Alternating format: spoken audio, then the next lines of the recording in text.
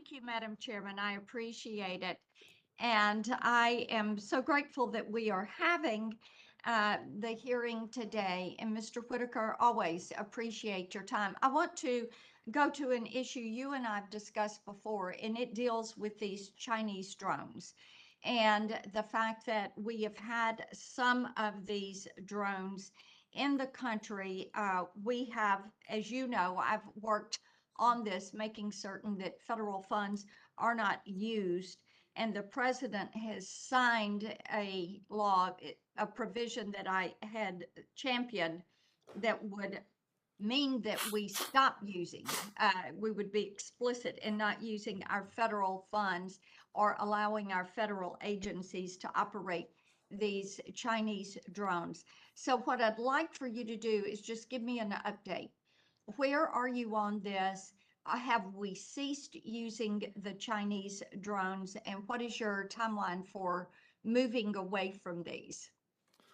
Thank you, Senator. I will have to revert back and provide that answer to you separately. I'll look into where we are in complying and what that time frame is. So happy to respond to that later. And are you coordinating with CISA and the FBI as you are moving away from these drones? We have very strong coordination with all agencies that are involved in this. So that is a strong yes, we are. Okay, wonderful.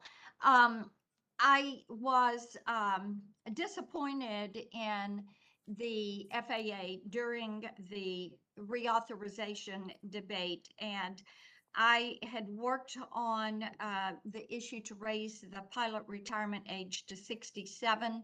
And we all know that due to the pressure from the pilot union's leadership, and my colleagues on the other side of the aisle, that it seems the FAA caved to political pressure from big labor, and a letter was sent on February 5th of this year in your name to Chair Cantwell opposing raising the pilot retirement age.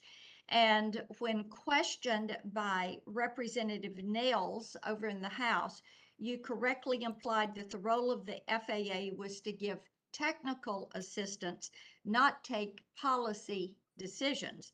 And during that exchange, you seem to be unfamiliar with the letter itself. And all this leads me to ask you, who was in charge of writing that letter? Were you aware the letter went out? And will you commit to keeping politics out of the FAA and focus instead on safety and oversight?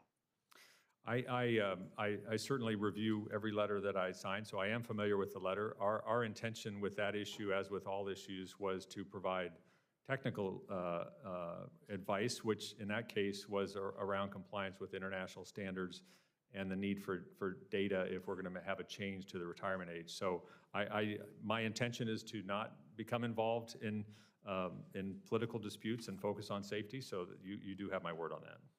Thank you. Thanks, Madam Chairman.